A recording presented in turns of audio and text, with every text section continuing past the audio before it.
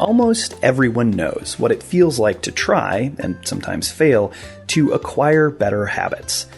According to Aristotle, such character improvement is an essential part of living a good life.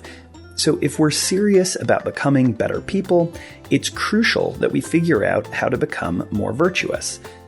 Luckily, there's quite a bit of scientific and philosophical research that can help us in this quest. First, it's important to notice the relationship between character, virtues, habits, and actions.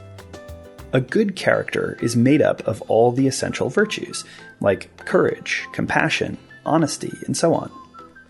Each of these virtues is made up in turn by habits. A courageous person, for instance, is someone who regularly does things that make her uncomfortable, and who isn't afraid to risk physical safety for a worthy goal. Finally, each of these habits is formed through action. The more courageous actions I perform, the easier it becomes to perform them, and the more courageous I consequently become. Recent findings in social science tell us that it's not enough to just desire to acquire some habit, and then force ourselves to behave accordingly, and that much of our action is influenced by physical and social factors that are beyond anything over which we have direct control. Recent findings in the science of the brain also tell us that habit acquisition often functions as a kind of loop.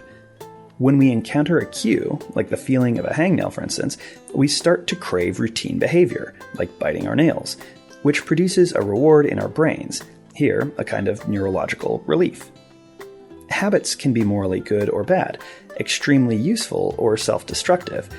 So if we want to follow Aristotle, we'll have to narrow in and define a particular virtue that we'd like to cultivate. Then we'll have to break this virtue down into the habits and actions that make it up. Along the way, we'll want to define cues and rewards for ourselves and track our progress over time. In today's activity, you'll be prompted to do just that.